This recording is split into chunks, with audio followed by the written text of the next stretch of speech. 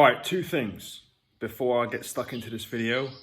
Number one, I make no apologies for looking like a caveman during lockdown with this, I don't even know what kind of haircut to call this. Like the kids cut my fringe at one point, which is what that's all about. And obviously the beard is very unkempt, but it is what it is. Number two, I am not a cyclist.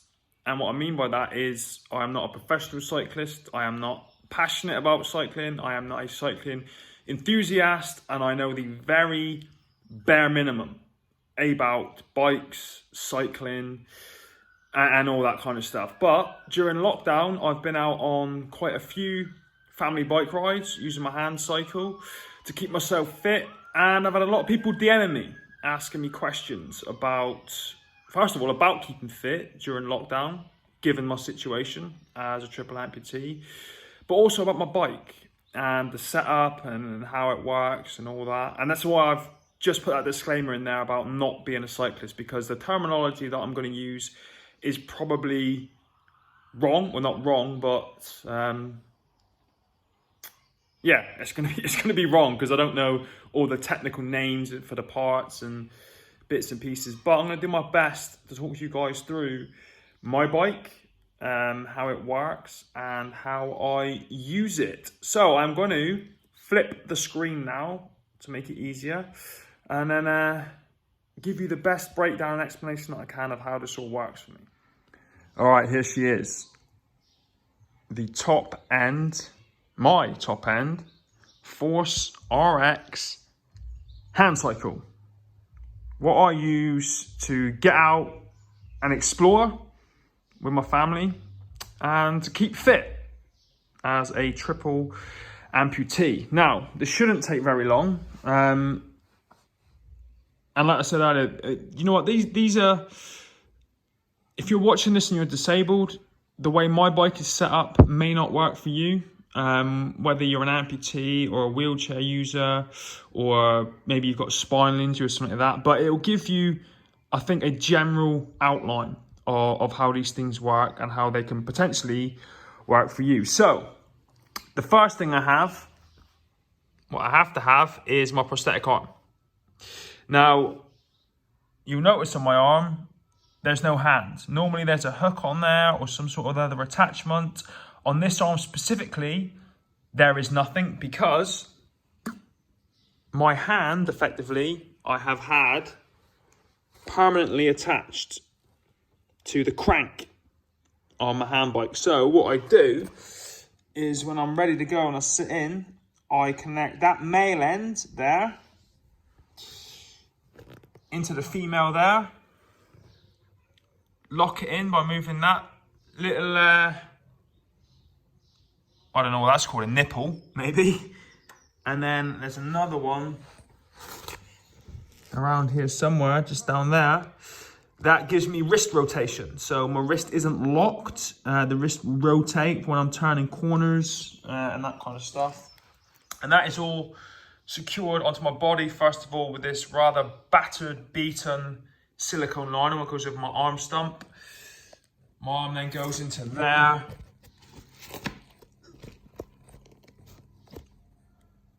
Where are you? Right down the bottom there, there's a little hole. It ratchets into there to secure it, and then it is secured finally by this strap that goes around my chest. So that goes on me, that goes on here, and effectively I am connected to the hand bike, and that is my second arm. Now, with an above elbow amputation, the prosthetic doesn't give much power. It's more for steering than it is for power. I'm going to make another video about different levels of amputations at another time, because a lot of people have been asking me about that and why I don't try other sports, what they see other amputees doing. So I just wanted to do a bit of an educational video on that, but that's for another time. And when I'm in, I then have these lap straps. So I strap those two over my stumps, and this one over my hips and waist to secure me in. And then I'm pretty much good to go. Now the tyres on here, the wheels in the back are slightly smaller. If you have a look at my other hand bike, They're a lot bigger over there. What I've found, because you're in a lower stance in this hand bike than you are with that one over there, you're quite upright in that one. By being lower to the ground, as in laying down further, my prosthetic rubbed on the tyres. So that wasn't ideal. So I fitted the smaller wheels, which enables me to go out and about exploring without too much hassle. Now these things here, these fancy Q-rings, they, from what I'm aware, it's a racing thing. Now I tried hand bike racing once, wasn't very good at it, but I got all the kit, all the gear, no idea. Or as I like to say, all the clobber, still a knobber. I have the Shimano Di2 electric gear shifter. So these two buttons here will shift these back rings. And this one here. So the smaller one in the center will drop the gears down. This bigger end piece will shift up the gears to make it harder. And then we've got a brake fitted there. And that's effectively what it is. You know, I get in, I get my prosthetic arm on, I attach myself to the bike, I've got my gear system set up there, I've got the right wheels on that suit me for the job at hand at the minute. And yeah, it's that simple. You know, I get out there and I explore and I do what I want to do. Go out and have some fun with my family exploring. This has been a godsend for me during lockdown. To get me out and about. Now over there, that old hand bike there, that's the top end Force 2, the model before the Force RX, I think. I was going to throw that one away. That's a lot harder. That's not a racing bike, effectively. That's more of a recreational hand bike for getting out, just getting some exercise, some fresh air. It's not ideal. I used that for training for the Invictus Games while everyone else had these fancy ones. I didn't have a fancy one until 6 days before we left.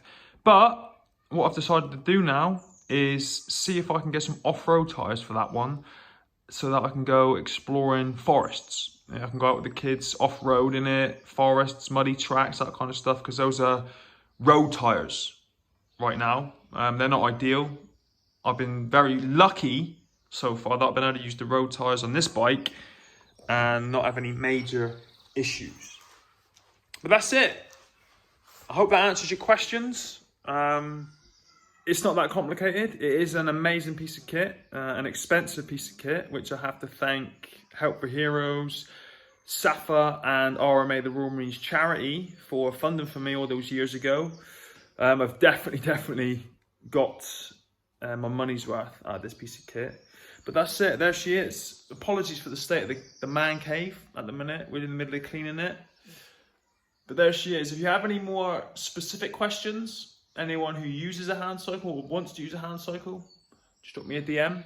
Like I said at the beginning, I am not a hand cyclist. I know a little bit, but nowhere near as much as most of the guys and girls that I've trained with know about hand cycling. But I'll do my best to answer your questions.